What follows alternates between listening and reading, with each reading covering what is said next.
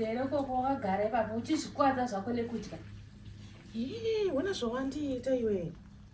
Ndokudiridza ere zvandakuita ndizvezvei? Kuri ndine mvura. Ndokudiridza ere uchizvikwadza zvako nekudya apa isisine nzara. Kubva nguva uchidiridza tototi munhu ari kudiridza uri kuzvikwadza nekudya. Kwandazitanga kudya nguva yekupera nekusenza ndadya. Hauna kudya iwe, hauna kudya porridge masende. Kudiridza uchidiridza wona zvauri kudiridza uchiti. Utingapisa pedze nguva yogese mwana. Mwana upi? Yesu. Ndandifana kumubvunza zvaunenge uchindibvunza yogese mwana. Mama wana kukudza tinofana kugesa mwana ere. Mwana upi? Pane mwana ere? Aripo mwana izvezvi kubva zvawakauya mwana haana kana kutombogeza. Atove nendachi yako chako nezvikoko. Ufa wamugera futi bvudzi rake. Iwe, hapana mwana panapa. Aripo ini ndiri kuziva kuti mwana aripo andonogeza mwana. Inini wakundikonfuza wangoti mwana. Iwe andonogeza mwana ariko mwana uko. Zvozvoti ndidzongwa ndoudzwa here kana ndisingamuoni mwana wese akanenge aripo. Aripo. Unozodiridza wapedza kugesa mwana wapedza kubika. Wakutadza kuzviita nenguva yako yongoshwana kuzviita. Unozozviita manheru wapedza kugesa wapedza kubika. Alright.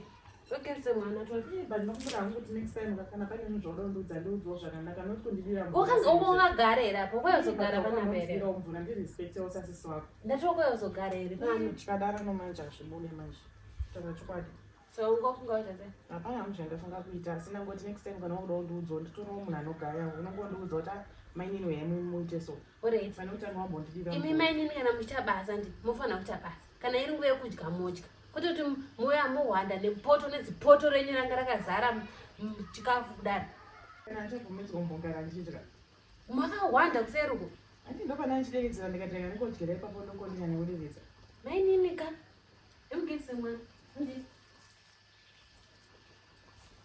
mutore bhaketi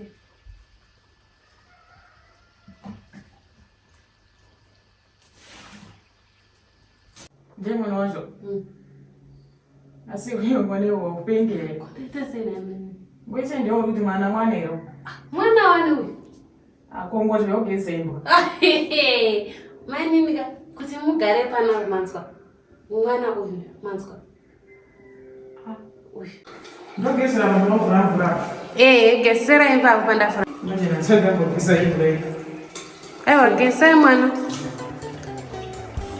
iri kupidziya ka parikuda kutonhora aiwa munofanira kugesa mwana nemvura inodziya kana mapedza ipapo movha mambulowa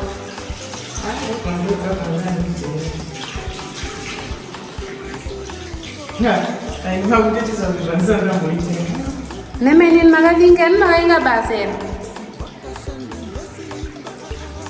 mukona kuti kari kutofara kuti kakugezesiwe zvinezvi parini kasina kugeza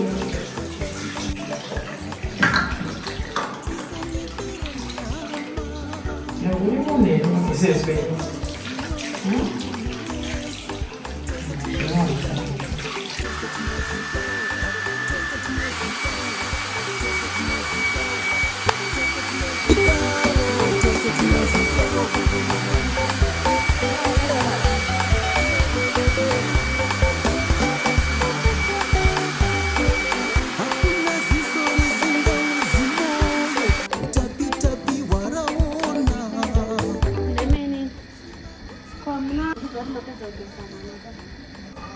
ndonaushomwera ndongondiudza kuti gezesa ndandikagezesa ndakuzoti haisiva mwana kubereka imbwa kuti vanembereka kuti ndibereka imbwa kumusana aiwa mainimbereka mwana aika aiwa